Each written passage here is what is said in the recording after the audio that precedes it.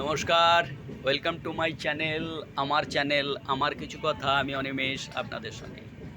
আজকে ট্রেনের ভিতর আছি। ট্রেনের ভিতর থেকে ছবি করছি। বাইরের দৃশ্য আপনাদের সামনে তুলে ধরছি। এটা ঝাড়খণ্ডের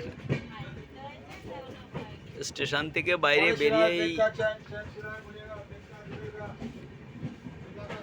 একটু ঝোপঝাড়, নালা, তো দূরে দেখতে পাচ্ছেন বিল্ডিংগুলো, কিন্তু এখানে বেশ বড় জলাশয় রয়েছে। ও সামনেই ধানবাদ শহর।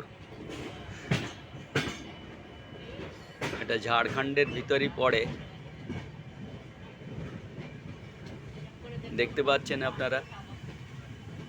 আপনাদের সামনে এই ধানবাদের এই দৃশ্য তুলে ধরছি। ভালো লাগবে নিশ্চয়ই। কমেন্ট করবেন।